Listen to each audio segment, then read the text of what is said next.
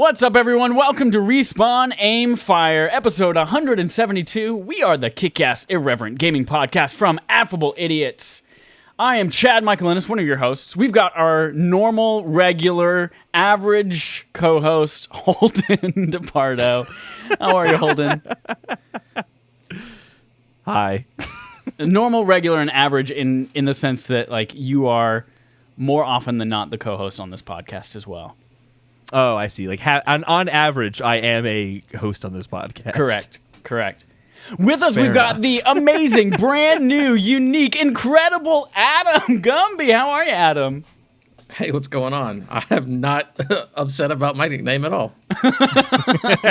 You are awesome and incredible and all the other things I said about you because you don't normally co-host this podcast with us, but it's not like you haven't been on before. You've done some cool new things since the last time we've had you on, and I would love for you to tell the people about like who you are, what your favorite cartoon is, and a little bit about what you do. All right, well, I'm Adam. You can find me on Twitter, Adam Gumby. Favorite cartoon? I'm just going to say Rugrats because we were talking about it before the show started, even though it's Excellent not my answer. favorite. Dill Pickles, dumb name for a kid. We've agreed on that. But no, yeah, recently, I've been on the show a couple times before, but recently I started a Xbox-centric show, Xbox Quest. You can check that out on Twitter, all your podcast services. Me and my co-host Jake, we just talk Xbox news every week, and then we review a Game Pass game every week. We call it Game Pass Weekly. And Oh, it's that's like, cool. Hey, here's something different, and there's all these great games, and I think we've liked 2 of the games we've played so far. So it's a great time. And then I also have East Coast Games, which is the thing, another gaming podcast, which I've talked about before, and then Isle of Misfit Rolls, which is the D&D podcast. So 3 podcasts. I've come on, I believe, 3 times, so I've been able to promote something every time I've There come you on. go. How did Misfit Rolls, is that relatively new as well? Why did they not know that? That one is new. There's 30 episodes, but I did put out 6 at one time. So it's only been going for a couple months. Gotcha. Okay. Awesome. That's really exciting. And the Xbox Game Pass, like, I feel like that's a really awesome. There's so many games out there on Game Pass to play. That's like a really awesome content there. A really awesome. Yeah, content. I was. Look at me. Yeah, it's like, yeah, we got to separate ourselves and be a little bit different. And I was like, hey, let's try this. And like I said, it's been a journey playing those games every week. I think one of the first ones was Kingdom Hearts 3. Oh boy. What? How do you review that in a week? My co-host actually played all but the last 2 levels of that game in a week. Oh my god, that's insane. I played. It took us a month Kingdom Hearts 1 to beat the first one. Yeah, You took beat 2 it, I months for Kingdom Hearts 1. Oh, it was 2 months. It was a 2-month one, and I hated it. I wanted to throw up. But I He also played like really kept 45 playing. hours in like 3 days. Or That's like 5 days or crazy. whatever, Yeah. Although I kind of did that for Final Fantasy VII Remake. Yeah, Anyway, you did. Everyone, And Last you of can Us Part join us. That's right. You can join us on Tuesday mornings at 9 a.m. Eastern. You can put us in your ears with your favorite podcast service. Put us in your eyeballs with your favorite YouTube service. It's not how that went, but I lost my favorite space in the YouTube paragraph. And then if you want to break the space-time continuum, you can go into the 4th dimension of time and watch us live right now as we have with Porkchop and Dallas in the chat right now saying, let Adam host so Holden can get small with us. Foreshadowing for, we played Grounded last week for our game night. We'll talk about that a little bit later. Today's Chad episode is brought loved to it. you Spoiler by... alert. Chad loved it. You don't know that I didn't love it. I didn't say I'm anything bad 100% about it while confident we you were did. playing. All I did is I told you guys at the end of it that I uninstalled it. Today we're brought to you by Affable Idiots, which we'll tell you about a little bit later in the episode. For now, let's jump into our playtime segment. We talk about what we played this week and our experiences with it. Adam, as the guest, I'm going to let you, with your mouth full of water, I'm going to call you out to speak. What have you played this week? I played a lot this week. I actually did also play Grounded with my son. That was a good old time. I really like Grounded. I also Is it only split think you screen? can play that game with other people. No, we did Yeah. online. Gotcha. He got his own Xbox like a big boy. Aw. Yeah. Now that game, I really enjoyed it. It's very early access. You can tell it's fun with friends. I would not play that game alone ever. But I think for early access and for free, good time. The main thing though, I don't know why I did this. I've almost completely beat Far Cry New Dawn in a week. So that was the Far Cry 5, like downloadable. That was the Rage 2, that's right, yeah. but better than Rage 2 game that came out after Far Cry 5. God, you remember Rage 2? Yeah, that's a game. So that's been a good time. I've just been playing. So what I basically did is I got a big boy PC recently, and I've just been playing like what's an old game that's real cheap on PC and put it at ultra everything. And that game runs real nice and it's real pretty whenever you put it at max stats. So it's been a good time. I've just been that and like I played a little bit of Carrion, which was really good. Ooh, I want to play Carrion. Yeah, I just learned it was on Game Pass. Yeah, I say having to do the Game Pass thing. I just play a new game every week now. And it's really good. Carrion was fun. Our game for this week is Nier Automata. Mm-hmm. I don't know how to say that word. I know it's real bad. And that's It is a bad game, yeah. I also agree with that. So yeah, I'm just playing a little hodgepodge of everything, but I've been having a good time, man. Enjoying life. Nice. I did. We played Grounded together as a Patreon community. Why can't I talk this week? Oh my god. I played Grounded. It is very early access. He loved it. It is. I did not realize going into it that it was a survival game, and I'm not a fan of survival games. It was like No Man's Sky, but the opposite, where it's all taking place within like 12 square feet rather than the entire universe.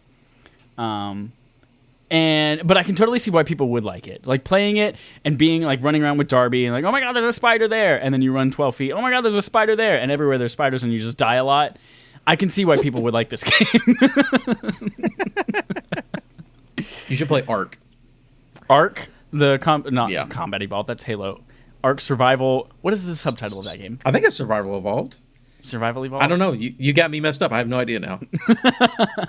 Ark is the same thing, but with dinosaurs. That's why I liked you're right. There's some sort of subtitle, yeah. I really enjoyed Grounded. I can't wait to get back into it. I didn't feel like it, like, I kept hearing, like, oh, this is really an early access game, and I kind of thought they meant, like, oh, it crashes a lot and has a lot of problems. I don't really remember running into any glaring technical issues that really surprised me. All the problems of that, like, nobody could join Darby's game, Darby couldn't join our game, Matt and Darby and I were all in a game, and then it suddenly just kicked everyone out, and then... Once you were in a game, though, we didn't really have any problems playing the game when you were in the game. It never crashed on me. I had problems. Recall, at least. I got killed by a ladybug. I got killed by a lot of spiders. I had a lot of problems. I died, and all my shit was in a backpack 500 centimeters away. Yeah. The part that the only I think, criticism I have is that it was a lot shorter than I was expecting it to be. I knew it was a preview. I knew it was early access. I expected more content than that. But I enjoyed the game mechanics itself. I think the crafting works really well. I think we figured it out pretty quickly. And usually crafting games take me a little bit of time to kind of figure out. So that was nice to hear. But that was just my experience, at least. And we're going to play more of it tonight, so I'm very much looking forward to that. I wouldn't say I was shocked, but I was surprised and happy to see that even after I logged off from game night last week, that the rest of you all, you continued to stay on and had a really great time and apparently played it pretty late into the night, too. It's like, oh, that's awesome. They found something they like. It's great. It's good stuff. Dope.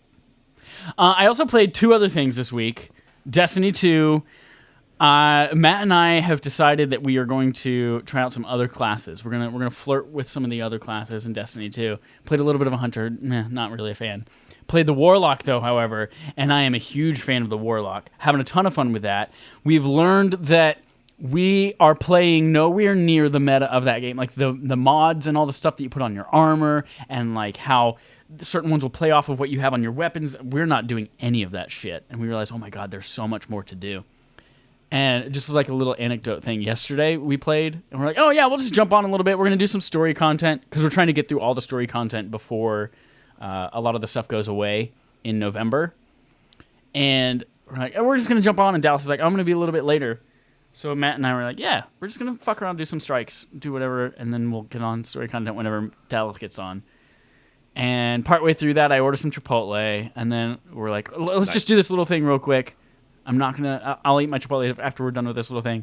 I thought maybe 20 minutes had gone by.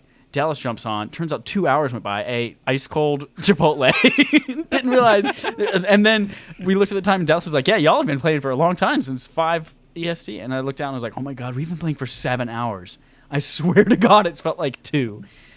Yeah, we got lost in that game completely. Like, time just stopped existing and just fast forwarded. It was insane. And then finally, I played Ghost of Tsushima. I finally did it. I jumped in, peer pressured to all hell. And I'm actually excited to play it. I am not very far. I'm sorry, Dallas. I'm only like 3 hours in. I've gotten to be sorry for. I have to be sorry for. You keep going. I've gotten to the open world part of it. I've done a couple of fox dens. I've done a couple of missions. Contrary to what everyone else is saying, the first hour of the game has been my favorite part of it so far. Like, all of the story and background and setup and the combat at the beginning, and then we go to the open world, and I'm like, oh, this is cool. This is one of the most gorgeous. It is like literally one of the most gorgeous games I've ever played. Not necessarily from like a technical visual fidelity kind of thing, but just like the art design and the world itself is just beautiful. I've made myself promise that I'm not going to take any photo mode photos, though, or else I'm literally not going to finish the game. So I have not taken a single photo, and I will just live off of everyone else's photos, and that's how I will sustain myself. But I expected to be more grabbed by this. Like, it's not something that I feel compelled to play. It's something that I'm thinking to myself, like, oh, I've got like an hour. What before I want to go to bed? Maybe I'll pop into Ghost. Whereas everyone else, I feel like, is always like, oh my God, I can't stop thinking about Ghost of Tsushima. I just need to play Ghost of Tsushima right now. I wish I wasn't eating without I could still play Ghost of Tsushima. I wish I wasn't sleeping. So I'm not as grabbed by it as everyone else is, but I'm, again, still very early on. Holden, tell us about all the Ghosts that you played. So I played none of the Ghosts because every time I went to go play Ghost of Tsushima, I was like, I really want to play some more Paper Mario instead. And yes, I didn't play any Ghost of Tsushima. And I think it's because, like, kind of touching on what you just said there, the hype is really high for me. It's extremely high, and I'm almost like afraid to play it at this point. Adam, it's like, because it's like Sekiro Breath of the Wild. It's basically the combination of my 2 favorite games ever in one game. And I don't know, that's a lot of hype, and I really want to like it, and I don't want to go into it and not enjoy it. So far, I wish it was so much more Sekiro than it is. Like, I don't find it to be Sekiro at all, pretty much. Other than, like, the icons for your health and your, like, shit in the bottom corner is similar. But I wish it was more Sekiro. I don't know if it gets more Sekiro later in the game, but if you're hoping it is, you might be disappointed. So I am going to play it. I intend to play it. Dallas, I'm so sorry. I know, imagine not playing any Ghost of Tsushima. I know. I'm an asshole. That's all that needs to be said about that. But Paper Mario is great. I'm liking that. But it's very much just more of the same, but I still love its charm. It surprises me kind of the unique areas it's going to as well. I kind of like seeing the new environments. Everything's just so fucking gorgeous. I just kind of like... I think what's keeping me going in the game is I just kind of want to keep seeing what they show me. Even though the combat's kind of still the same, roughly, I still kind of want to see the areas that I'm going to. I think the charm is just overwhelming in it, and I kind of keep enjoying that charm the more I play it. Plus, my brother's playing it now, too, so we're kind of talking. I'm kind of helping him out, because he couldn't find the stones to get to the first ribbon. You have to get, like, those... Oh, my God, what an idiot. The Volamento. They're so easy. There were a few where I'm like, Henry, you've been to that location before. You told me with the Shy Guys. He's like, no, I didn't. I'm like, you showed me your split screen. You know where it was. Go back there. But he's it's a lot of fun so far. But he's yeah, also I need like, to get what, 8? Tsushima. He's 8, yeah. God, what an idiot. That's what I've been playing this week. I got nothing else to say. What world of Paper Mario obviously. are you on? Which streamer? I finished the blue streamer. I'm heading towards the yellow one now. Oh, wow. Purple. Sorry, purple. Okay. Was the second streamer about the same length of time as the first streamer?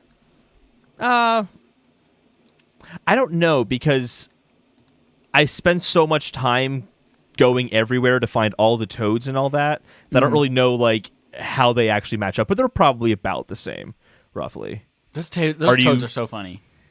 They're hilarious. Yeah, that's one of the highlights of the game for sure. Is that like a reason you don't want to keep playing it? You're already not. No, I haven't of played any more since the very first time that we talked about it. Okay, yeah.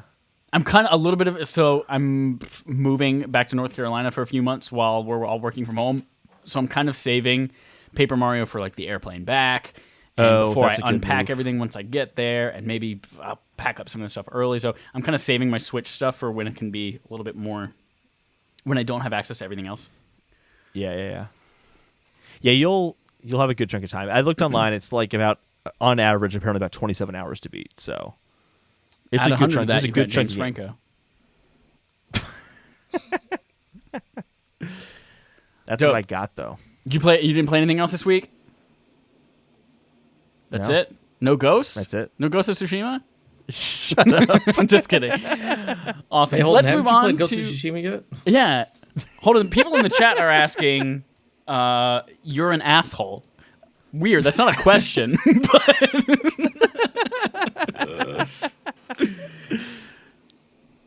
Great. Let's move on to our fetch quests. Open up our fetch quest log, starting with Sekiro. Lots of Sekiro information. First of all, it has sold 5 million units, says Logan Moore at DualShockers. That's pretty impressive. I don't know how that compares to the rest of the Dark Souls franchise. Is that... You might know more information about that. Is that good or bad compared to the rest of those? I actually don't know the sales numbers off the top of my head, the exact numbers, so I'm pretty sure it's pretty comparable, but I actually kind of want to look it up now. Within the same time frame, at least. Wow. Let's take a... Actually, well, though, I think Dark Souls sold like a 2-figure number, like 10 million, like over 10 million. I don't know. It also was an established franchise, whereas this is a new IP, which is cool. Pretty much new IP. Demon Souls. That would probably be old. That's PS4 exclusive or PS exclusive. There's no comparison. 5 million is good. Regardless, it's 5 good. million Yeah, is it's good. great sales. Yeah. So much so they're working on, not to segue for you, they're working on more stuff for it. They are. It's getting a boss rush mode, new costumes, and a message system in free October update, says Ian Walker at Kotaku. I have not actually read this article because I don't care much more about Sekiro anymore. Like, I've had my time with Sekiro. Knew anything is not really going to entice me to go back. But Holden, what is this boss rush mode?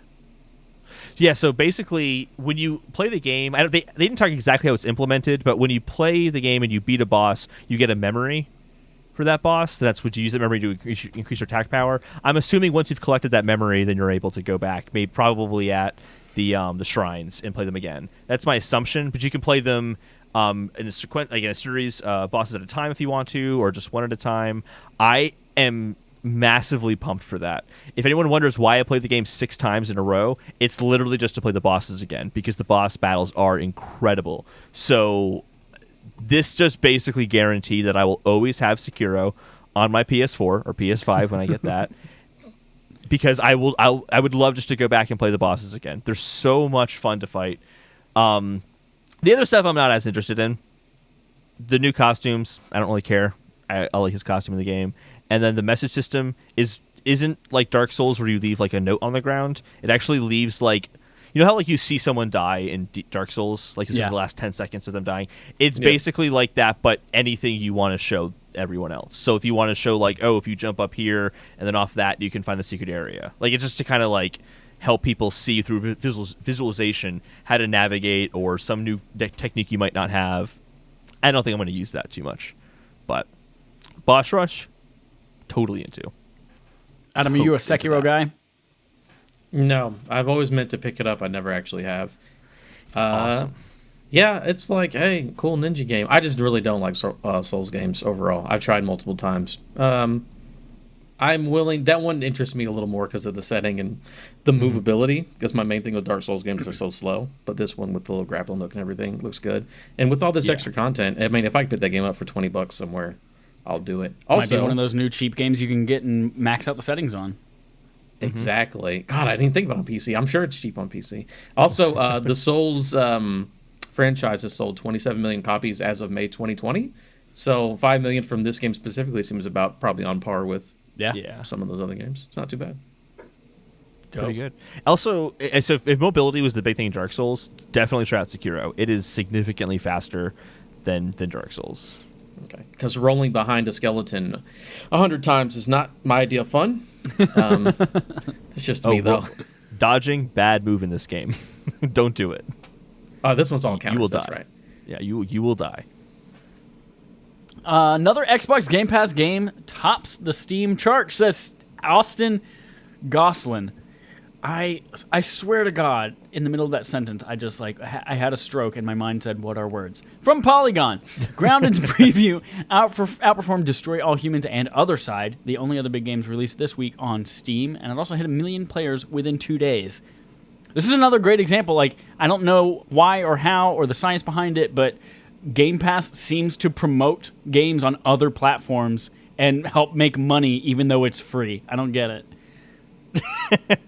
You know what? I remember I listened to an interview from is it Night School, the after party, and the what's that other game with the radio frequencies? They said that they're like, once we what's that game with radio frequencies? It has like a triangle is like the main. Yeah. I played the whole game. I loved it. It's a Is the music for this game? Oxenfree. It's Oxenfree. Oxenfree, Oh, that's that it. one, okay. Yes. I was thinking Triangle, and I went to something else completely. Yeah, yeah. About just Shapes and Beats. Like, are you Triangle in that game, or are you avoiding the triangles? No. Not even on the same genre of game. Nope. But they had an interview and they said specifically, yeah, whenever we put our game on Game Pass, I think they're talking about Oxenfree specifically, for like every console shot up in sales. Every console, like even the console that had Game Pass, it shot up in sales. Yeah. So I guess that's how it works. I don't know. I guess people stream it, or people are like, as for me, I've played probably 2 or 3 Game Pass games where it's like I liked it so much I bought it as well. So I don't know what it is, but yeah, you're right. A bunch of Game Pass games do big numbers sales wise, which I don't know. It's got to be word of mouth, but you also said that it's people who have Game Pass also. They have increased sales from them as well, or consoles that have Game Pass. So like well, yeah, Xbox. they said Right. every console. So like, not assuming everyone on Xbox has Game Pass, but they're like also on Xbox specifically. Our sales went up on that console, as well as Switch and PC and everywhere. So, I wonder if there's an element of like people like that game enough that they know that they will go back to it later on at some point, and they don't know if it's going to be on Game Pass again. Kind of like how things leave Netflix. Yeah. Like Part of the perks of Game Pass too is that if you're a subscriber, you get discounts on the games that are on Game Pass. So if you want it, if you're like, I do like this game, I will pick it up. You don't have to pay full price for it. Speaking of Game Pass being great and the Xbox Game with Gold hopefully getting replaced by it, Xbox Game with Gold for August revealed, says Jordan Alleman at IGN. 4, in my opinion, complete stinkers. Mostly because I don't know 3 of them, and one of them I'm just like is a middle of the road game. Portal Knights for Xbox One is Games with Gold. Override Mech City Brawl on Xbox One. MX Unleashed on Xbox One and Xbox 360, and Red Faction 2 comes to Xbox One and Xbox 360. It's like this is the 4th month in a row of just complete like bargain bin games you would find at a Walmart. yeah. So I think they're just like, get Game Pass instead. Exactly. I think that's what they're trying to do is be like, this is not a value for you anymore. Game Pass is a value. Please go to that instead. So, I heard a rumor, and I actually want to turn this rumor into Summer Games Bet Fest if you want to get that loaded up, Chad. Actually, Adam, I did not let you know about this. So we do a new bet every single week, and at the end of the summer, we're going to tally everything up, and there's going to be a winner of the bets. Chad is far and away. It is now time for Summer Games Bet Fest. Bet. That's right. It's Summer Games Bet Fest, where we take bets on summer's best game fest. Summer Game Fest. Summer of gaming. The rest are best for bets. Bet. So the rumor is that basically Microsoft's going to get rid of Xbox Live. You don't have to pay for online services through Xbox anymore, and that Game Pass is going to be the subscription that they have. Now, do you think this is something that they would announce in their next-gen run-up? Like, if the next thing, like, Xbox is this price, and it's going to be, like, no more Xbox Live, you don't have to pay for it. So they want to have the cross-gen kind of ecosystem with PC that might make sense, is kind of the theory. How do we all feel about that? I'm not part of the bet, but here's what I'm thinking is going to happen, right? I'm assuming it'll be in August whenever everyone's doing their prices and pre-orders or whatever. This is what I'm thinking, right? You say no more need for Xbox Live Gold. Mm-hmm. Get everything through Game Pass, or get Game Pass Ultimate. Since they're adding xCloud, that is the replacement for paying for your Xbox Live Gold. It's like, here's this other service to offset what you're losing.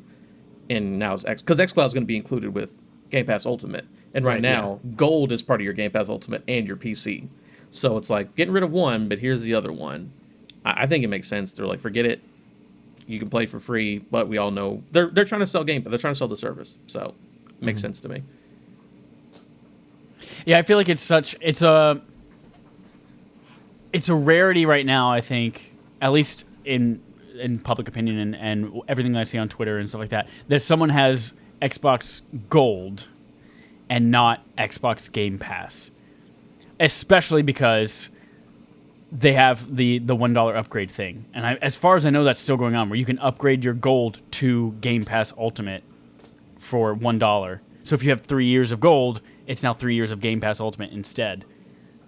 So I don't know if there's anybody out there who just still has Gold, which would make that kind of irrelevant then if that ends up going away. I don't know. I hadn't considered that going away. That would certainly be a good consumer friendly FU to PlayStation for next gen as well. If you still have to play for PS Plus, that's kind of where my head's at is. If they're trying to create this ecosystem where PC and Xbox are kind of lined up and they're selling Halo on both, and Halo's Infinite, we'll talk about this later, multiplayer is going to be free to play, and they want to draw in as many places, many people as possible. Phil Spencer's kind of whole thing is breaking down barriers to games. Games are moving towards much greater focus on multiplayer than ever before, and I kind of just feel like it makes sense. They make so much money from Azure and selling their servers stuff to Sony, for example, that Sony's basically subsidizing not having to maybe need Xbox Live Gold, which is kind of funny.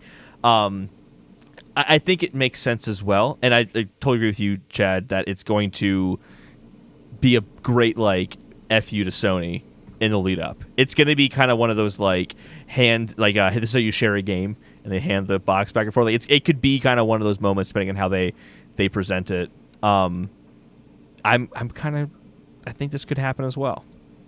I'm surprised that if this is something that they're looking to do specifically for next gen, that they haven't mentioned it yet.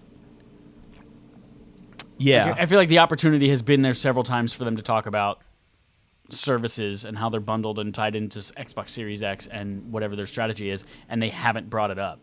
That's the only thing that gives me pause about it. That's a good point. A reason that they could have not been talking about it is because they want it to be a big bombshell. Because if they announced it, 7 months ago, then Sony has an opportunity to also stop PS Plus before the launch of the consoles. But if they drop this in August, is Sony really going to suddenly, in a few month period, be like, oh yeah, and we're not going to sell this service that we've been relying on heavily, and don't have as many people coming to PlayStation now? I think it could be a really good move for that reason, but we don't know yet. We have no idea. So all since right, we're all in bet, agreement, then what's the bet?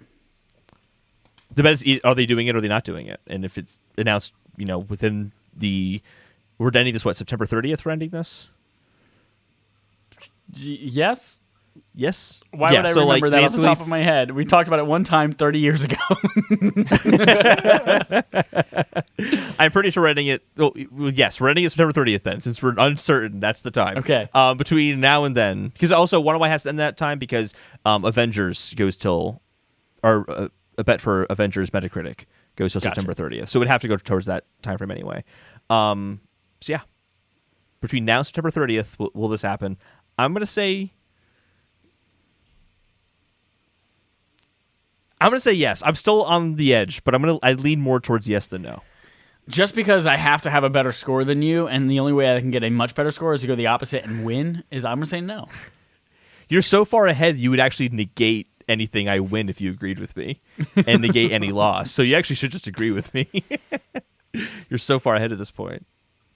Adam, you are very much now a part of this. What is your bet? Oh yeah, it's gonna happen. It's gonna happen? All right. I mean, give me an extra point, but don't negate a point if I get it wrong. I think that the August event that's going to reveal Price and Lockhart and X, Y, Z. I think that's where they'll do it specifically. But I'll also say before September 30th. So give me double points. Done. Moving on, contrary to Xbox Games with Gold, we have the PlayStation Plus August 2020 lineup, and it includes Fall Guys, says Jenny Leda at Silicon Era. It also includes Call of Duty Modern Warfare 2 Campaign Remastered. That's a glorious month for PlayStation Plus owners. and one of a chain of several glorious months that have happened in the past few months. I am so excited for Fall Guys. I've seen a bunch of people on Twitter, influencers and YouTubers playing it, and streamers, and when that becomes free this week, we're going to make it our Game Night game, Thursday. If you're a patron, patreon.com/RespawnAimFire. We're all playing Fall Guys together on Thursday night. Moving on to another PlayStation-related piece of news. If you own a PSP, you might want to make sure your battery isn't expanding, says Chris Carter at Destructoid.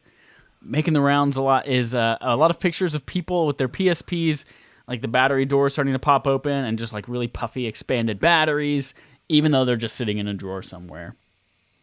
Do you guys still have a PSP anywhere?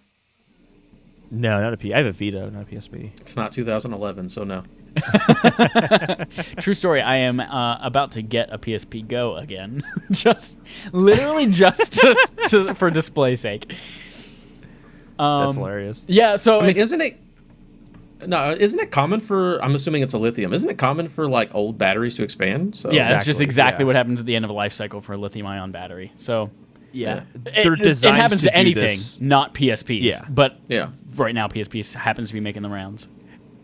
Yeah, that's why I want to put this here. Like any old device you have leaving a drawer, check it. Because even your Duracell batteries will start to leak. These will expand so that they don't leak, which is much better than battery acid leaking. So it might be scary to see it leaking or expanding, but it's designed to do that. It's perfectly normal. Everybody poops. Yep. It's perfectly normal. Even batteries poop. They just have a diaper Even to keep it batteries. inside. We have a series of Netflix-related fetch quests coming up next. One is that Netflix Beyond Good and Evil film has been announced, says Wesley Yinpool at Eurogamer. The director of Detective Pikachu, Rob Letterman, is apparently going to helm the project. Adam, I know Holden's not, but are you a Beyond Good and Evil person? I played the first game back when it was out. I enjoyed it. I completely forgot it existed, and people were like, "What about 2?" And I'm like, "Wait, what game are you?" Oh yeah, I did play the game. Yeah. I remember Took like pictures. watching someone play it a long time ago when it first came out. I was like, "Oh, there's a pig person." That's all I remember about that game. And now people are like, Jade. "Where's 2?" Yeah. I'm a little I'm bit excited. Go ahead. kind of about all of these three that we're going to talk about. I'm a little bit like, my mind is saying, work on these games. Why are you making Netflix series out of these things if you're not actually going to make the games yet? Like, Beyond Good and Evil 2 is in stasis. Splinter Cell's the next one we're talking about. Like, make a Splinter Cell game. Why are you making all these Netflix shit about it? It does bode well that like the Detective Pikachu person is leading the project, because that was a great movie. Very good movie. It's the best video game movie, in my opinion. It was good. I have a bet for you. The Summer Bet Fest Games Fest bet time. Bet. What's the chances that the Netflix thing comes out before the actual game? 100%. 100%. It's like a 99-1, I believe. Yep. Yep. Even with the COVID delaying filming and all that kind of shit, it's still going to come out 100% before the game does. Yeah, 100% agree. Absolutely. I just spoiled this one, but Netflix is reportedly working on an animated Splinter Cell series, says Matt Wales at Eurogamer. John Wick writer Derek Kolstad is apparently on board as well. Again, like, people want a Splinter Cell game. Why are you making a Splinter Cell cartoon? Let me tell you why. Let's fucking go. Splinter Cell, greatest series of all time. Let's get shows. Let's get movies. I don't care. This is also a game that I bought for the big boy PC, Blacklist, because I was like, hey, I like these games so much. I'm like, hey, this game came out in 2012. Where's the new one? Right? I'm with you. I'd rather have a game, but like, it's kind of like when you're in a bad relationship. It's like, it doesn't matter how bad they treat you. You just want more of them. So, yeah. Neglect me. It's fine. What is that? Splinter Cell, Hashtag as long why as you I give me stayed. something. Yeah.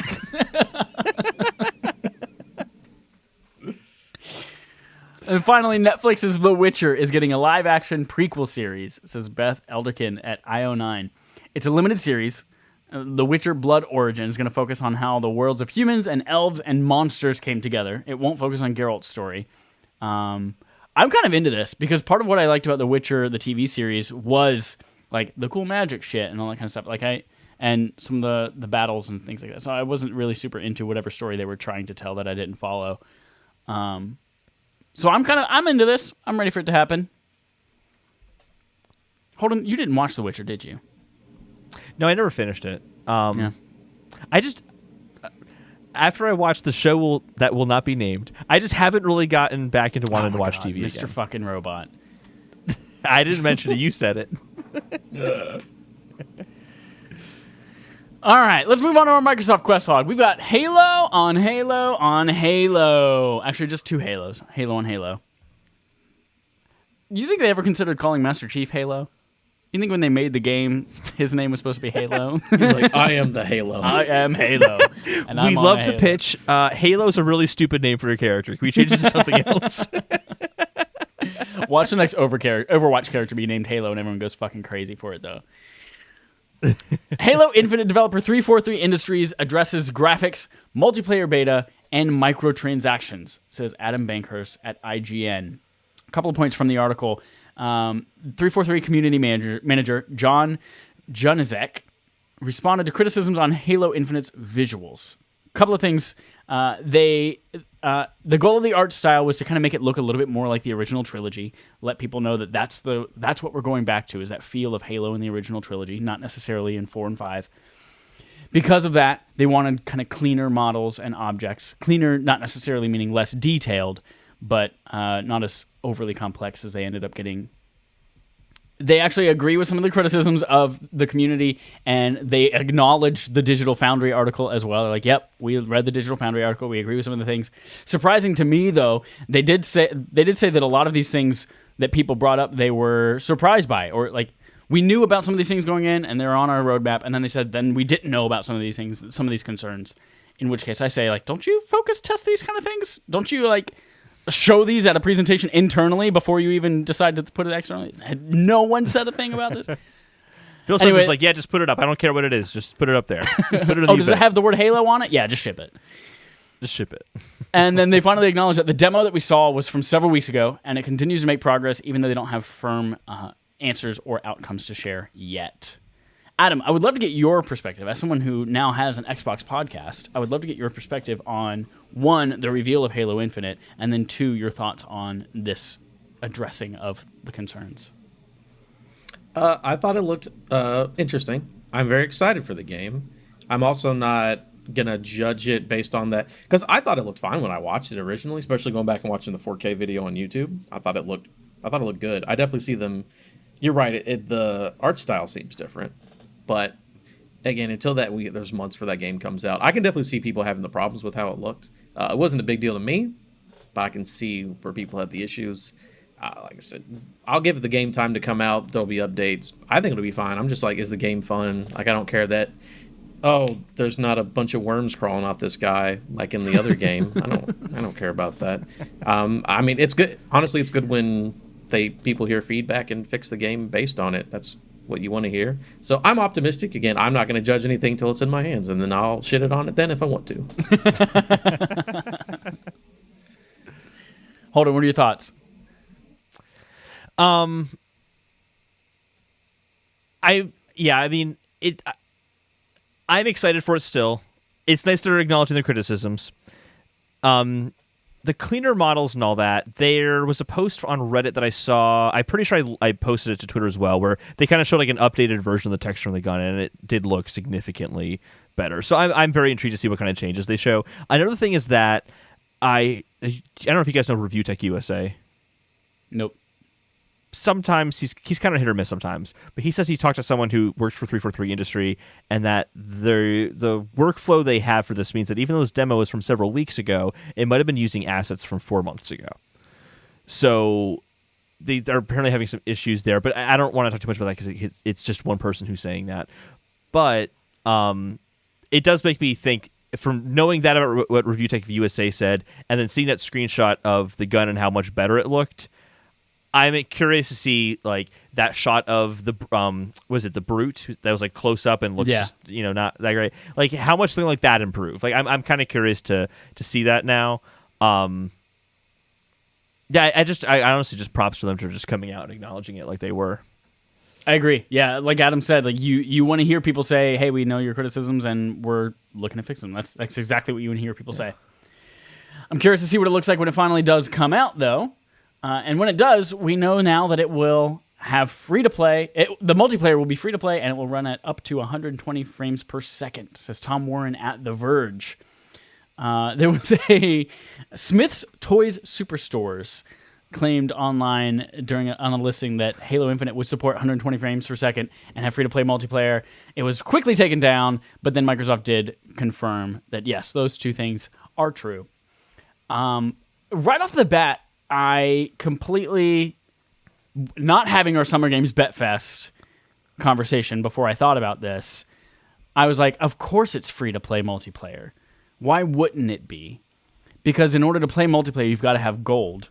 And gold comes with Game Pass, so and $1 to upgrade. So you would have Game Pass Ultimate already, and then Halo Infinite's going to be on Game Pass. So the game itself is also going to be quote unquote free for anyone who would be able to play it online anyway.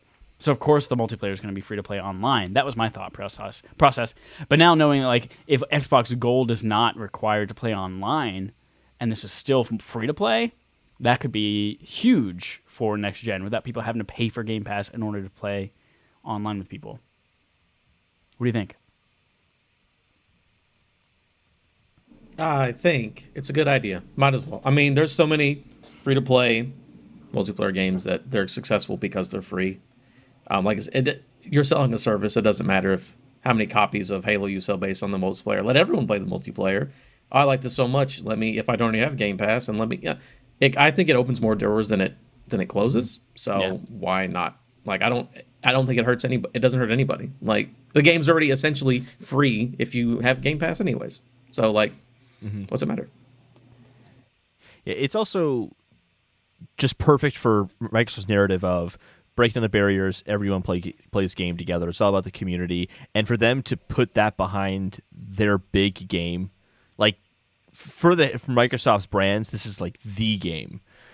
So it's a pretty bold move, I think, because even people who have PC and don't have maybe don't need the Xbox Live Gold to play it on Xbox, in that kind of scenario, it opens up the door for them as well. This is really massive.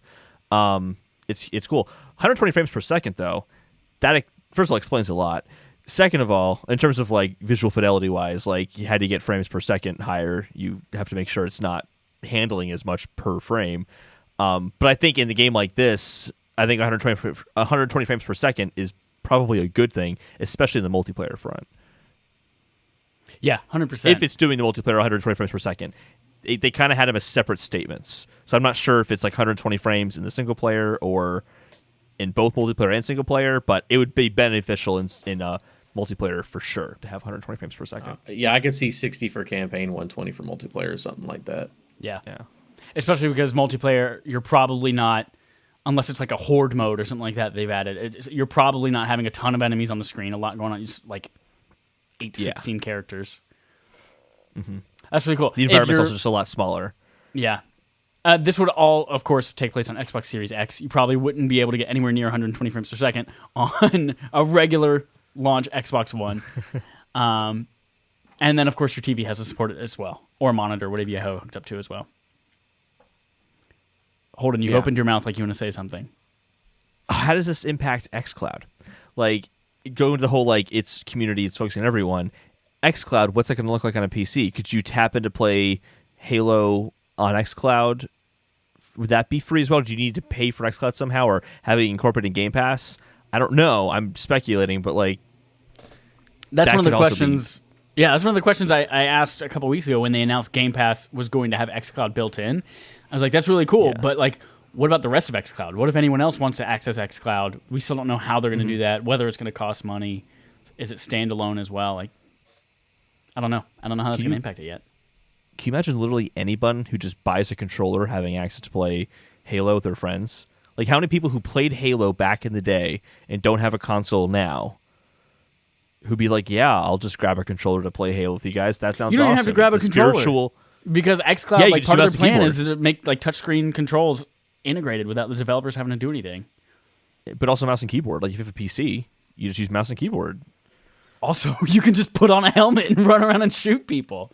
Like, you don't even have to have a device. Don't do that part. That's dangerous. That could hurt people. You're right. Let's back up one step. Yeah, that's going to be huge. The fact that it's free to play and then whatever xCloud's implications are. That's cool. Let's move on to something a lot more frustrating. Our third-party quest log. We all know how I feel about the Atari VCS console and how I absolutely fucking hate it and its existence. And I hate anyone who has bought it. Without even knowing who you are, I hate you. Atari VCS, July 2020, Q&A with COO. This comes from Atari VCS on Medium. I like this first sentence that you put here in the summary, Holden. In a Q&A with himself, Atari COO Michael Arts offers more clarifying details on the Atari VCS, which is set to launch later this fall. We're going to run you through a couple of things, and then we're just going to shit more on this console.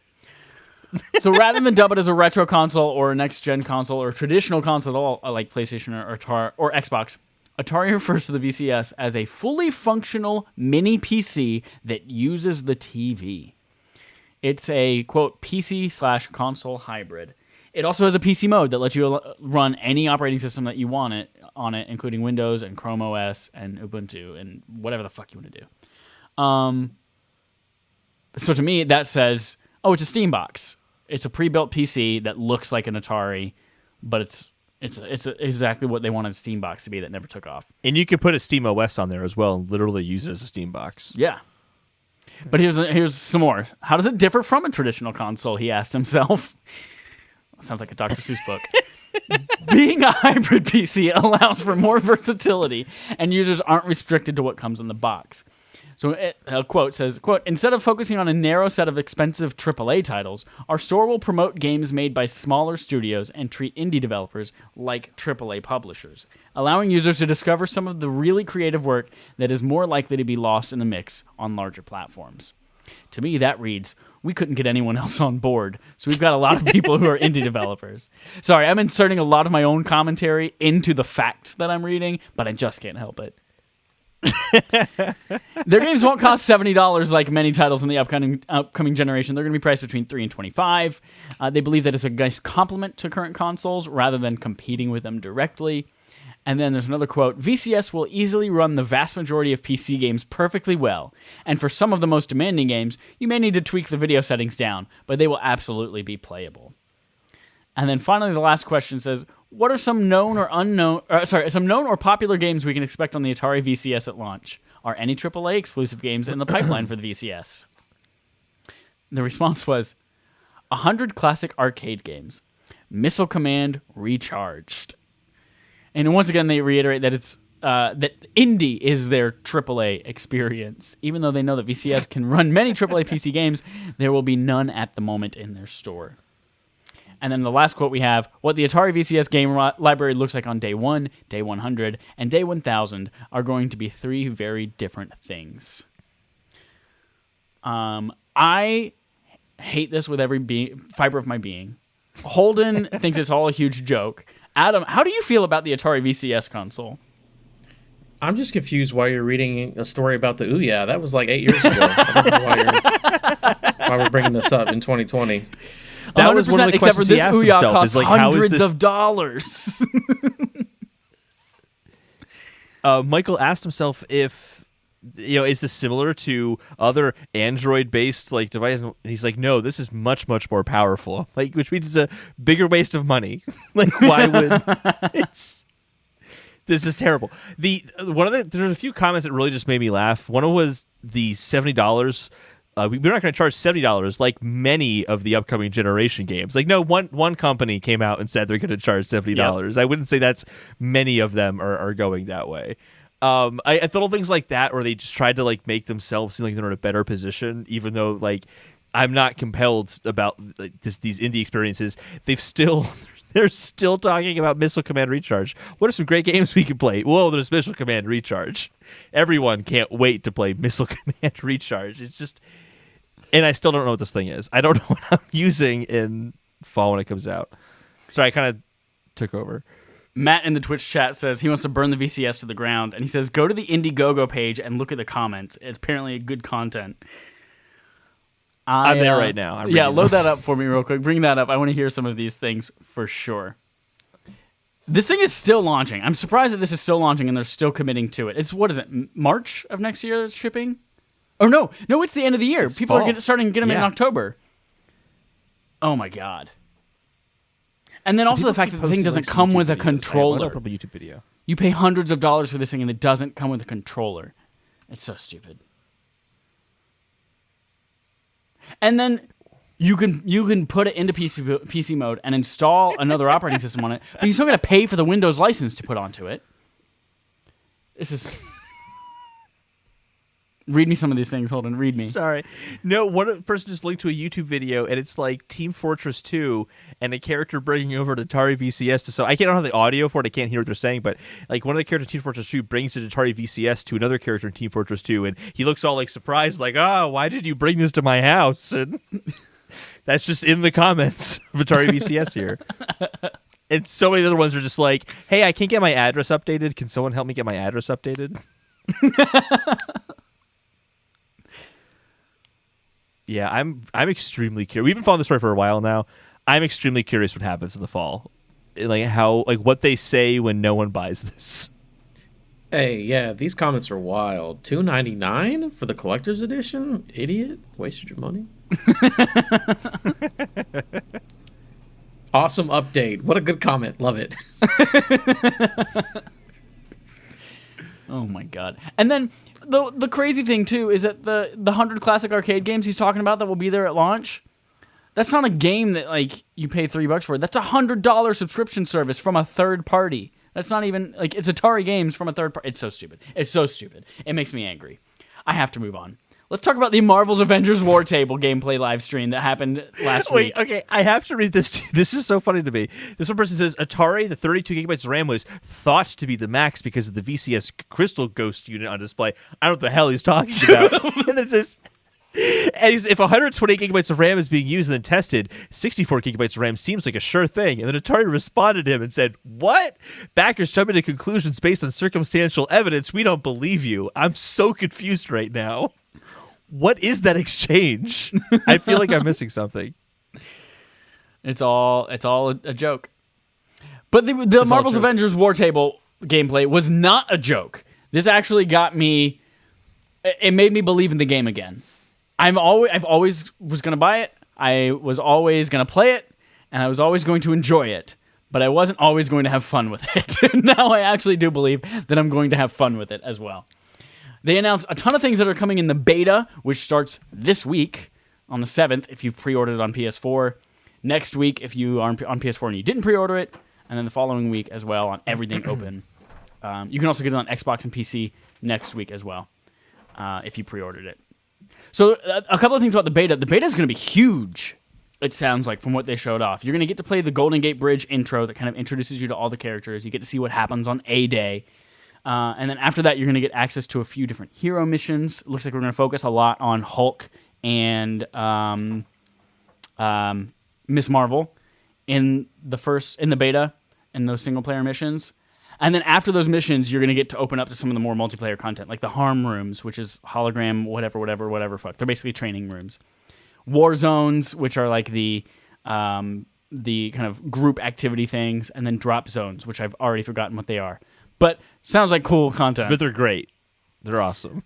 The beta is going to have a lot of progression built in, similar to the main game. So there's going to you're going to be able to see how different stats might level up. You're going to have skill trees, although there's going to be more available in the main game as well. Your equipment's going to be able to be leveled up. And then they also revealed that there will be parts of the multiplayer stuff like Warzones where you can play with groups of companion AI instead of up to 4 actual players. And the cool thing about it is the companion AI will be based on the characters that you've leveled up and the playstyle that you've developed with them. So if I have an Iron Man that's all like going towards the Hulkbuster route and is all about power over maybe speed or something like that, that's the Iron Man that's going to be joining me as an ally rather than someone else's who might focus on something different. There's going to be 20 total missions throughout the beta, which sounds like a ton for a beta. A couple of things that were also announced. They are bringing Hawkeye as the first DLC character. Has a unique story arc as well. It's playable alone and with friends, which makes it unique from the regular content. They made it sound like he was the first one coming, even though I swear when they announced when they showed off the game a year and a half ago at E3, they also talked about adding Ant-Man, but he was nowhere mentioned in this at all. And in fact, on the future characters, it showed Hawkeye symbol and then 3 question marks. And then finally they said, after you take care of MODOK and your Miss Marvel gathers all the Avengers and you finish the story, you then become part of the Avengers Initiative, where it's basically post-game content where you guys are just fighting threats all over the universe, and it will keep going and evolve over time as well. This got me real hyped on it. The one thing I don't know about this yet, and they didn't really answer on this, is the progression that happens in the beta. Does that carry over to the real game? I had the same question, yeah. I kept waiting for them to say that because it seemed natural after 20 missions, which sounds like a lot of gameplay content. You would want it to carry over. Yeah, if I play through the intro of this game, level up my characters, I customize and progress them in the way that I want to, and I have all this stuff, and then I could see myself easily dropping 20, 30 hours into the beta of this thing. And then if I get to launch day a month later and I have to redo all of that again, it's that's going to suck. I'll do it, but it's going to suck. Holden, I know you've traditionally been super down on this game. Did you watch this presentation at all? And does it make you... I did. Does it make you more prone to try it? So I didn't know that there's going to be an all-access open beta, which means I don't have to pre-order this game to try the beta. Correct. August 14th, baby. I think it's the week. I think it's the 21st. I thought. Okay. Either way, you guys on go PS4. first. It's on the 14th. Everywhere else is the 21st. Oh, okay. I'm gonna see how you guys feel about it. I'll give it a try because it's free. Why not? But I wouldn't say I'm more hyped than before. It's more content of a game that I'm not interested in. But did it look fun to you? Did what they show off look fun? It looked fun for a few minutes, and I don't see the longevity in me enjoying this game. But I haven't played it yet, so I don't know. Adam, what's your temperature read on the Marvel Avengers game? So this is a game that I want to love because I love Crystal Dynamics, and I want to give them a chance on anything that they make. When they first showed it, I was like, boy, let me tell you what I don't give a shit about. My co-host is very excited for it, so I'm definitely willing to try out the beta because I want to like it. Whenever I watch it, I'm just like, I don't know what this game is. And the way they show the gear and the progression, this is just Destiny. Which I guess is fine, but not the kind of game that I want to play. I don't know. I'll play the beta and I'll try it out because again, it's something I want to enjoy. So it does look interesting for sure. It's just I don't know. I need to know what the game progression is. I need to know what I'm going to be doing for X amount of hours, and I guess the beta will help me figure that out. So yeah, I'm more than willing to try it out, and I'm hope to God I like it. Yeah, we all know I'm super into it, mostly just because I can't wait to fucking play as my favorite superheroes. That would be super cool. Speaking of favorite superheroes, my favorite is Spider-Man, and there is a report that says Marvel's Avengers PS4 players can play as Spider-Man, says Zermenicon from PlayStation Lifestyle. UK retailer Base.com has claimed that on the Avengers product page that Spider-Man would be playable exclusively on PlayStation. It has since been removed, but there's an archive version because the internet. That would be so cool. It would totally make sense with all of Sony's licensing for the movies, having ownership over that character in a bunch of different platforms, and the fact that Spider-Man the game is on PS4 only. I hope to God that's true. I would freak out if it was on launch as well. If I would only play as Spider-Man. I would play as no one else, except for the story missions, and then I would not play those story missions. So, yes, can you tell that I'm excited for this game? I really, really want this game. I want to like this game. Which also means, Matt and Dallas, I know that you're listening right now. We have to beat everything in Destiny in the next month, because when this game comes out, it is going to take all of our attention away. And Destiny, all of that shit goes away November 10th. The power is yours. All right. I don't believe the rumor, though. I don't know. I feel like they would have announced it already.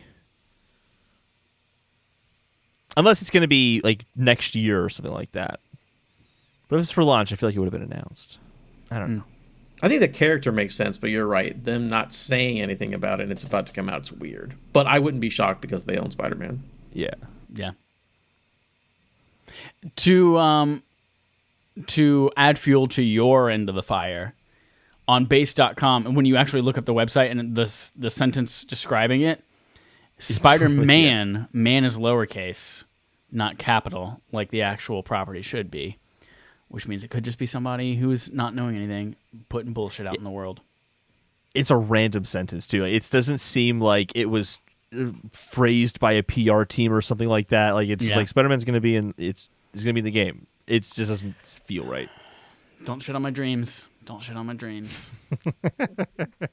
Before we talk about our main quest, which is all about all the 5 PS5 rumors that are going to rock your world, number 4 will surprise you. I want to tell you about Affable Idiots.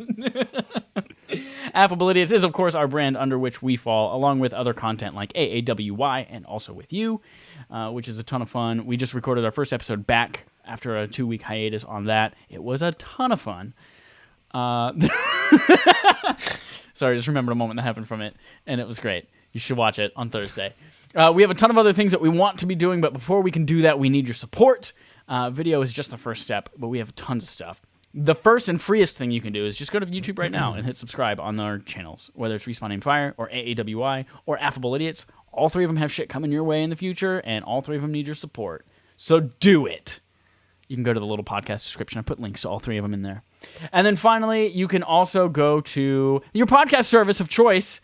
Give us 5 stars. If you're going to give us 4 stars, you might as well just lock yourself in a refrigerator and stop breathing. But if you want to do 5 stars, you don't have to own a refrigerator at all. I will deliver your food to you, cold and fresh and cooked, whatever you want. And then finally, you can go cold to Patreon. And cooked? Cold and cooked, like gazpacho. If you showed me a picture of gazpacho, I wouldn't be able to tell you what it is, but I know it's something cold and cooked. You can also finally, if you'd like to support us monetarily, you can go to patreon.com/respawnaimfire. What does that get you, Holden? I'm glad you asked me, Chad. This is my Holden voice.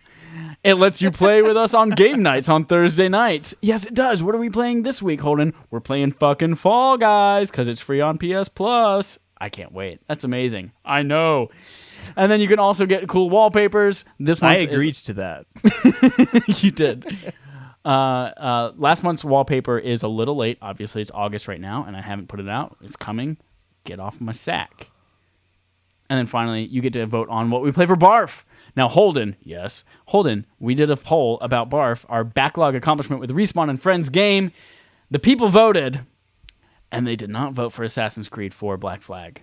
What did they vote for instead? Resident Evil 4. That's right. August, we are playing Resident Evil 4. You had me say that, though. Resident Evil 4. So play that in the month of August. We will. We already have a ton of people who are asking to be on the show to talk about it.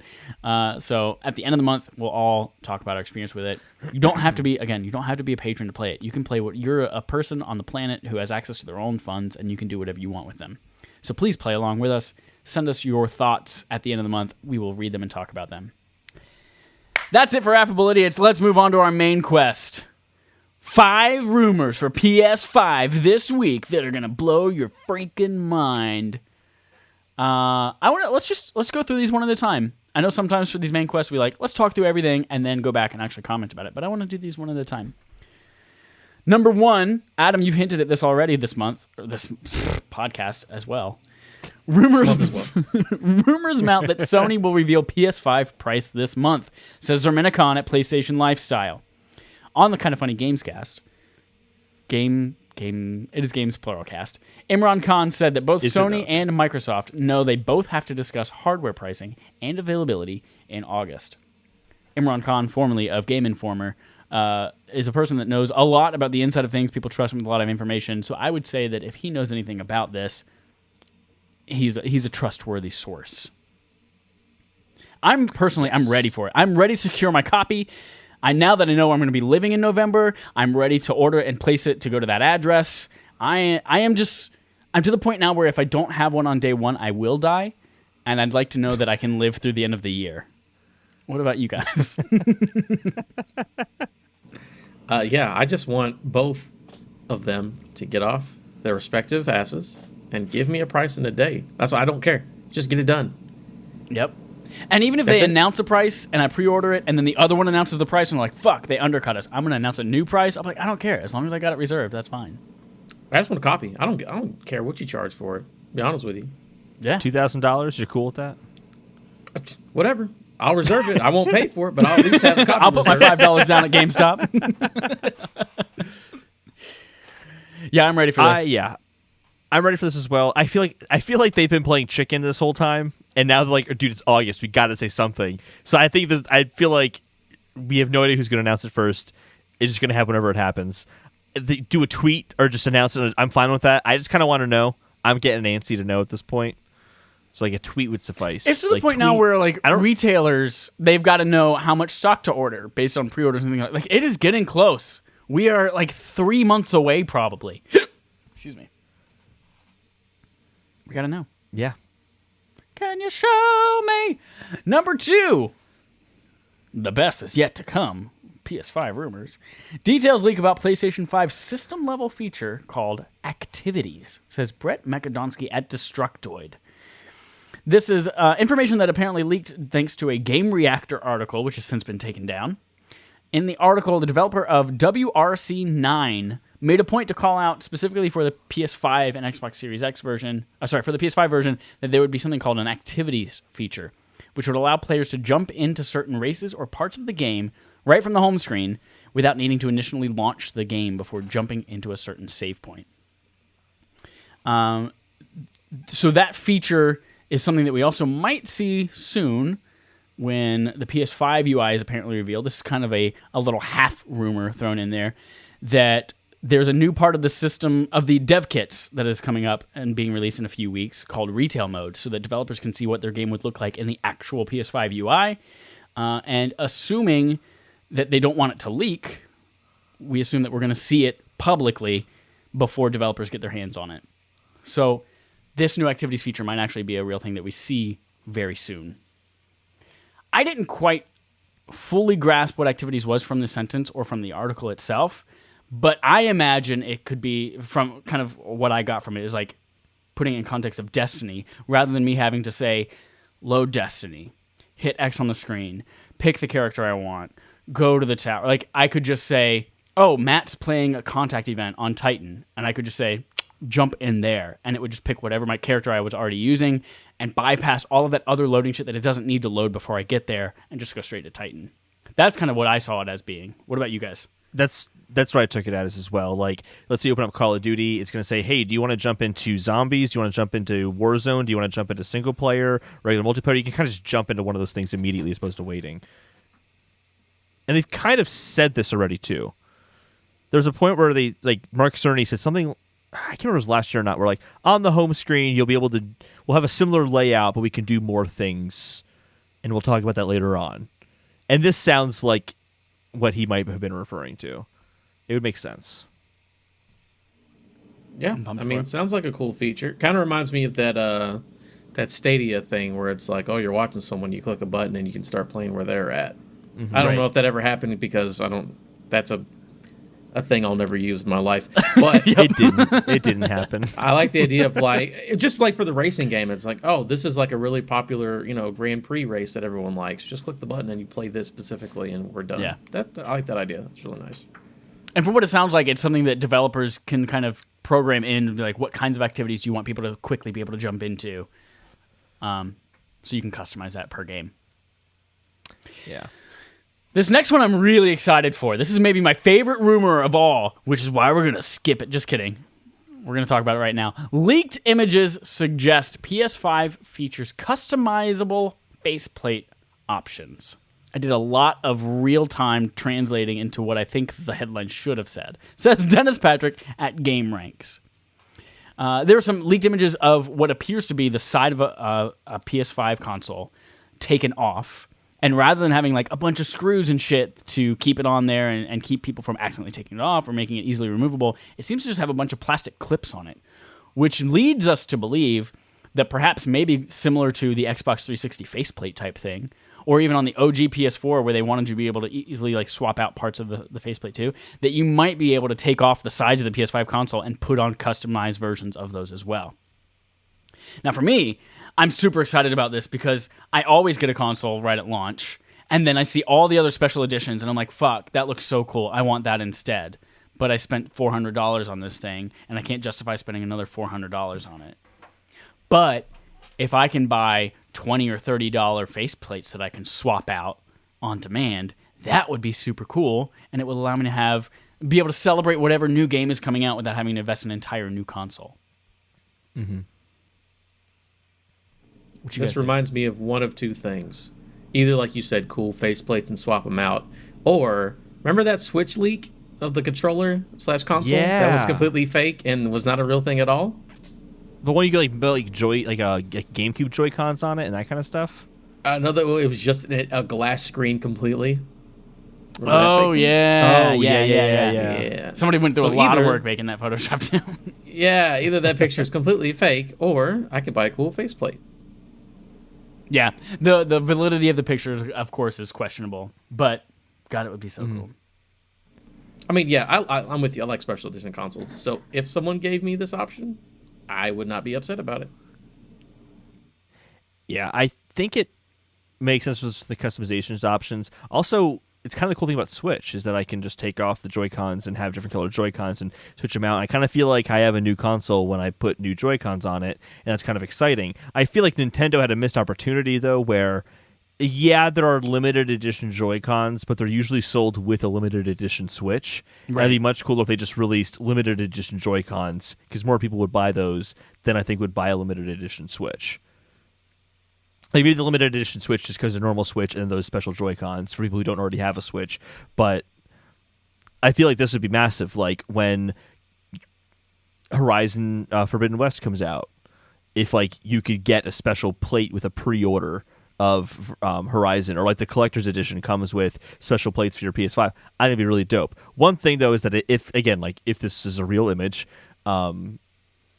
the hook system seems weird. I think is that going to be a pain in the ass to line up like 30 fucking hooks on that and like clip it in place? Like, I don't know. I mean, it could be really smooth. Like Joy-Cons, I thought that could be a little bit of a nuisance. That turned out to be really smooth and not a problem at all. So maybe this is going to be a problem, but it looks like it's going to be a fucking problem. So we'll see what happens. I hope it's real. Also, can we talk for a moment just about how disgusting that shade of green is for their floor? Who paints their floor that color? A Photoshopper. You're right. God, what was I thinking?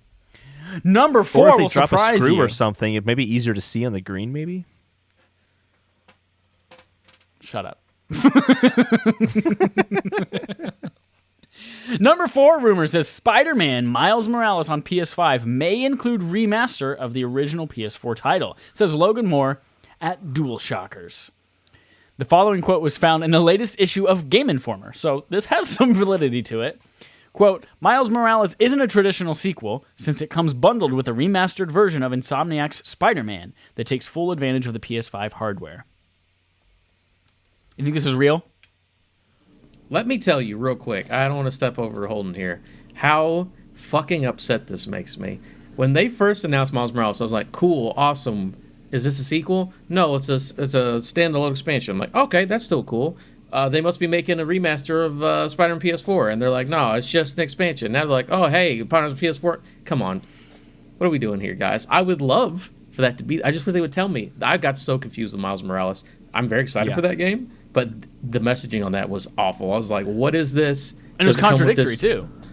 Yeah, like one person said this, like, actually, the head of Sony doesn't know what he's talking about. This guy knows what he's talking about. I'm like, I don't know, guys. Just let me know so I can play the Spider-Man. I 100% agree. Because it's so weird that we've seen more footage of Horizon Forbidden West and Ratchet & Clank Adrift Apart, or whatever it's called, than the game that's actually launching on the console in a few months. It's really bizarre to me. I don't know why this is the case. And this just kind of adds the confusion. Like, yeah, this quote's from Game Informer, but is this them misquoting the confusion from before? Or is this legitimate and they've gotten the clarification on it? I feel like this would make sense because just about every time we heard about the SSD and how great the SSD was from like leaked pictures and stuff at like some sort of presentation somebody was doing, it was always Spider-Man running on the SSD they were showing off every single time. So clearly they've been doing some testing with Spider-Man on PS5. Why not touch it up and all that kind of stuff as well? They might have been doing the same time and figured, we can use this to demo. So it would make sense. But to Adam's point, like, just fucking say it. like, holy shit, that's their launch game. We know more about Halo Infinite now, a lot more. Basically, about 100% more about Halo Infinite than we do about Miles Morales. That's it. Yeah. So they need to start talking about this game, and I'm sure in the August event that's been rumored. It's rumored for like this Thursday or something like that. So we'll see if that actually comes true. Yeah. We'll. I think this is real just because it's a way for them to charge $60 for this game at launch. Like if we know it's an expansion the size of like First Light or even a little bit longer like Lost Legacy, those traditionally come in at like $30 or $40. So if they include an entire full remastered Spider-Man, that's an excuse for them to say, yep, both of these together for $60, full price AAA game. I missed the last part you just said, but $60 for the whole game. Discount if you already own Spider-Man? Oh, no, probably not. I doubt that they would have that option or ability in there. Although I would pay for it. Bastards. I would pay for it again. That game was so good. I don't think I would. I'm good. I know you wouldn't. You heathen. I would try Miles Morales if it was standalone. I can get that separately. I would do that because I'm more interested in what his abilities are going to be. I don't need to see Peter Parker again. I know all about Peter Parker. There've been 3 of them in my lifetime. I know all about Peter Parker. No, 4 now. I'm good. He doesn't count. I'm good. I don't need. Which Peter one doesn't Parker. count? The Video game Peter Spider-Man, Marvel Parker? Spider-Man video game. Yeah, it doesn't count. It doesn't matter. Other ones are better. Chris Pine and Even Jake Johnson. Jake What was Johnson. You've had so many Peter Parkers in your lifetime. You've had like 12 if you count Into the Spider-Verse. The Spider-Verse had 2 Peter Parkers. Yeah. That's right. That's a good point there. Yeah. But I think of Miles Morales when I think of Into the Spider-Verse. Like again, like forget about those Peter Parkers. The only Peter Parkers are Tobey Maguire, Andrew Garfield, and Tom Holland. And out of the 3, it's Tom Holland. Oh, Tobey Maguire, a 40-year-old man playing a 16-year-old. Fantastic. One of my favorite gifs I've been using the last month is the Spider-Man 3 one with his emo haircut, and he just like tosses his hair a little bit. And I just use that a lot. That movie was pretty bad. It was so bad. Finally, rumor 5 of 5. We saved the best till last. A PS5 killer unannounced feature may have been revealed in PlayStation patent, says Laddie Simcoe at DualShockers.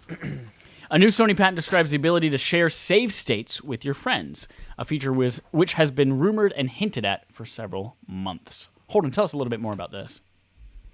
Yeah, this is actually very similar to Stadia and saying like, hey, this part of the game was really great. You should send it off and you can play the game and like play that moment of that game. This makes sense, again, kind of based on things that they have said in the past with it's not the share button, it's the create button now, and there's going to be more things you can do, and the SSD allows for instant access to stuff. Like, I can totally see them being like, hey, you can share like moments of a game that someone already has installed on their PS5. So if we all really like Last of Us Part 3, and you're like, dude, this is the scenario, I was playing as... I won't say any characters' names in case someone has to play Last of Us Part 2. You're playing as Joel. We'll just say that. You're playing as Joel from Last of Us Part 1, and it's like a Last of Us Part 1. You're playing that on PS5, and you can say, hey, clip this moment of the game here. I did this, and I only had 2 bullets and a brick.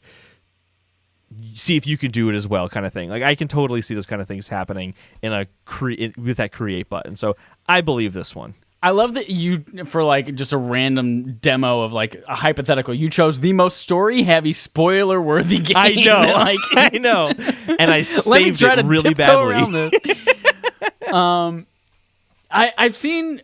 I don't know if I would call them rumors or more like use cases or thoughts around this, where people are saying that you might not even have to have the full game installed. Like people could share like a spot in a level or something like that, and you might be able to load up just that part of the game and play just that level really quickly. Kind of almost like when... Exactly, that's what I was going to kind of amount it to, like the iOS 14 app clips that they showed off at WWDC for iPhone, where you could like go rent a scooter on the sidewalk and you just put your phone next to it and it just downloads the 10 megabyte version in order to do that. And that's kind of what people have been saying maybe around this feature as well, which would be cool. I mean, I don't know, like, what could happen, though, with people saying, yeah, you don't have to buy the game, don't worry, I'll just send you so many clips that you won't have to play this game. I don't know. I'm sure they've thought of that, Holden. I'm sure they have some kind of workaround.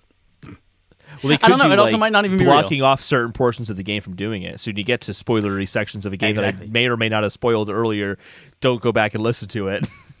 Exactly, like you where, can say, where hey, you we're gonna can't cut take this clip out. pictures or recordings of a game. Like they've implemented that technology into like Final Fantasy VII Remake. The whole last chapter of the game, you can't take pictures. Oh, I didn't know that. Very cool. Yeah, which was the fucking most amazing chapter of that game, and you'll never see it. You'll never see it. That's it for our PlayStation 5 Rumors main quest segment of all-time greatest hits. I'm ready for PlayStation 5. I think you guys have both expressed that you are very much ready for PlayStation 5, but it's not coming anytime in the next few months. You know what is coming, though? Game On Game Show. The Game On our Game Show, we play a game called Game On, and we play a game on our game show, game. We've got another round of video game Would You Rather this week, where we talk about 3 Would You Rather segments that all have to do something with video games and figure out which is the one you'd rather do. We don't have to come to a consensus or a unanimous decision. I just want to throw the conversation topic out there. So I've got 3 things here. I'm going to start, again, tame, and then kind of get a little weird and wacky. But let's start by saying, would you rather play Snake, a little boop boop boop game, don't eat yourself, from a first-person perspective, or play the original Donkey Kong game, the Mario jumping up the things, throw the barrels, from a top-down perspective, meaning from above Donkey Kong's head looking down? Snake from first person, Donkey Kong from top down. Donkey Kong from Donkey Down's literally impossible because you're just looking at the very top level of the iron grate, right? But not they're at an great, angle, so you're you just can straight kind of top see down. through them a little bit. Nah, dog. I'm playing Snake first person. Can't wait to bite my tail in first person. Let's go. I feel like they're both impossible games. Like Snake, you can't see wherever the next dot is if your body's blocking it at all, so you don't know where the fuck to go anyway. Or Actually, you think Snake in first person is just the light cycles from Tron. Boom. yeah, Oh, shit. that's true. But if we're playing by the rules of Donkey Kong, is going to be looking through grates. It's got to be exactly the same as Snake, which means just dots. At least that would be terrible because it's like, oh, I found a dot. Nope, that was my tail. Oops. So it's like, do I want to not know if I'm eating something, or do I want to look through a grate? And I'm going to take Donkey Kong. I'll play Donkey Kong top down. I'm bad at it anyway, so it wouldn't be that much different. Yeah. I feel like I could probably fake my way through Snake from first person better than I could play Donkey Kong, because I'm terrible at Donkey Kong.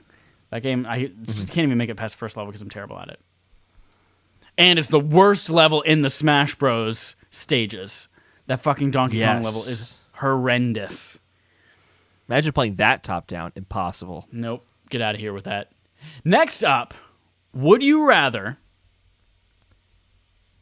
Let's do this one. Yeah, would you rather fast travel anywhere you've been before, but then you have to walk or row, if it's going to be overseas, to anywhere that you haven't been yet? Or would you rather have a magic box that lets you craft any item that you want, but you have to manually gather all the raw materials? For example, if you want to make a cool new shirt or jacket, you have to go find all of the cotton and whatever polyester comes from and put it in the box, and then say, boop, new shirt. So the first one again was I can fast travel anywhere, but I have to walk to that location or You have to row have discovered in a canoe. it by being there. So yes, let's say for instance, I want to go to Disney World. Great, I can fast travel to Disney World right now. I want to go to Tokyo. I've never been there. I have to manually row to Tokyo before I'm allowed to go to fast travel there. Okay. Disneyland though, like for me, I would fly to Disneyland. I haven't been to Disneyland, but hypothetically, You cannot fly or drive anywhere. You have to walk. Okay, yeah. So even been there. Okay, so I have to have walked there. Can't even drive. Can't even drive. No bicycles, no skateboards, no rollerblades. Have you walked to Disneyland before? No, but I've been to you said you Disneyland could- before. Starting right now, anywhere you've ever been, you are allowed to fast travel there. Oh, okay. All right. And I then missed going that part. forward, Okay. if you want to go somewhere new, you have to walk there or row there. I like this idea a lot. However, it'd be really cool to just warp to places across the Atlantic or Pacific Ocean. I have to canoe across the Atlantic Ocean to fast travel there. Or you could go to the natural That's- land bridge. The natural land bridge. I'll go to Sarah Palin's house, and I can just look over to Russia and just walk Yes. over there. I'm still going to go for that one because it doesn't interfere. Like, if I wanted to go to Europe, I can still just fly there. I just can't fast travel there later on. That's the only thing. So, like, I can still go there. It doesn't impede anything there. But I feel like that box would be really cool, but I would get super annoyed with having to, like, oh, fuck, gotta go to the forest and get some leaves, and this requires plastic, so let me get some water bottles. Like, that could get really annoying. But imagine being like, man, I would really love a new car. And just put a bunch of metal shavings and shit in there, some leather, go kill a deer, grab its hide, throw it in there, and then... Yeah, but what's the build quality like? You know what I mean? Like, what's the warranty? Do I have to, like, craft my The box own doesn't have a replacement warranty. parts? Like, oh, shit, my car's broken. I gotta go get some metal shavings. And my boss will be like, that's the worst excuse I've ever heard. You're fired. So with the teleportation, you said you can't use a car? Right. You have to walk. You have to walk. So like, even if I wanted to drive down to the store, I can't. If you've been to that store, you will fast travel to the store instead. Okay, well, for my job, I literally can't do that because I have to drive for my job. So here's a fun one. This is going to break the rules, and this is absolute BS. Okay. I'm going to take the creation box, and I'm going to create something that's made up. So I'm just going to put whatever materials I feel are good enough because the rules are so loose. I'm going to be like 2 bananas, a 6-sided dice, and a spring from a Oldsmobile. And a teleportation device came out. Look at that. I have both. Oh, there you go. There you go. You just stew pickles your way out of that. Would you rather? No dills here. Oh man, Adam's that's a loophole convinced I me. didn't see. I'm going with the box. Nope, you already said teleportation. We're both I going can box. change my mind. I can change my mind. I'm going box. All right, perfect. Last, would you rather? Would you rather play Microsoft Flight Simulator as the co-pilot to Harrison Ford, or play an open-world RPG where every quest is to safely escort Sean Bean somewhere? If you aren't familiar, Harrison Ford has crash-landed more airplanes than he has successfully landed. And Sean Bean dies in everything that he's in. I thought that was a reference to Air Force One. No, it's a reference to him literally still being allowed to fly planes, and he always crashes them. He still has a pilot's license somehow. And then what was the second one again? Basically, you're in an RPG. You play an open-world RPG, and everything is an escort mission with Sean Bean. I mean, with him, it sounds cool. Yeah, but he dies in everything that he's in. Except for I don't know if Hitman. I can. You just spoil. I mean, I spoiled a little bit of Last of Us. You spoiled everything he's ever been in. So, but I don't die. If he dies, I don't die. So that's fine. But if he dies, The first you escort fail mission, the mission. he dies. Oh, I see what you're saying. I get it now. You never get anything done. But you also would never fly anywhere if you had Harrison Ford. I get where you're going with this now. I understand. Yeah. Uh-huh. And I don't again, have the an stakes answer. are not your life. This is not real life. You're playing games. You're playing a video game with Harrison Ford controlling the plane, or you're playing a video game where Sean Bean will fuck up your progress all the time. In that case, actually, the Sean Bean game could actually be a really funny game to play. Like, what new imaginative way will he die this time if I try something different to save him, and it's the same escort mission to keep failing over and over again? That could get interesting. We could make a roguelike game where the mechanic is all just based around how far into the dungeon Sean Bean dies. And then you start back over with a different Sean Bean, and you try new things, and Sean Bean is... How has no one made a Sean Bean roguelike yet? Hold on, I think Hollywood did. That's so meta. Yep, there you go. I'm gonna go. By the way, he doesn't die in Percy Jackson. Just random fact. He's Zeus in that movie. Anyways, You guys spoil everything. I haven't spoiled anything this entire time. He's literally in the first 3 minutes of the gracefully movie. danced around the Last of Us spoilers. Yes, Percy Jackson and the Lightning Thief. That hot video game I'm spoiling in 2020. I'm gonna go Flight Simulator with Harrison Ford because maybe he'll do some Air Force One lines, like "Get off my plane" or whatever. And even though he always crashes, he never dies because Harrison Ford's still with us. So That's all true. good. That's true. That's true. I would play the open world RPG with Sean Bean dying all the time, just because like Flight Simulator seems so boring to me, especially as a co-pilot, and then to like have the only exciting thing be us losing and crashing. I'm not into it. That's it for Would You Rather. That's it for Game on Game Show, and that is it for episode 172 of Respawn Aim Fire. Thank you everyone for listening. Thank you, Adam, for coming on our show. It has been a pleasure to be back with you again. I would love to give you an opportunity, in case anyone missed the beginning of the show, but they're catching the end. Where can people find you, and what do you do? Well, thanks for having me on again, guys, as always. You can find me on Twitter at Adam Gumby, where I do Xbox Quest, an Xbox podcast, East Coast Games, a general gaming podcast, and Isle of Misfit Rolls, a D&D podcast where we play bad guys. It's like Suicide Squad, but less Jared Leto, and it's better. What, are we like a Suicide Squad? Someone said that line in a game, and it was really good. That's awesome. So yes, everyone, please go check out that content. Go follow them on Twitter. Go give them all the great reviews on your podcast services. And then finally, the last couple of reminders, patreon.com/respawnaimfire. This week we are playing Fall Guys, and it's going to be a blast. And if you're not there, you lost. You lost at life. Number 2, the month of August, we are playing Resident Evil 4. You can play that on literally any system that you can play Skyrim on. And I don't know if that's true, but I think it's probably true now.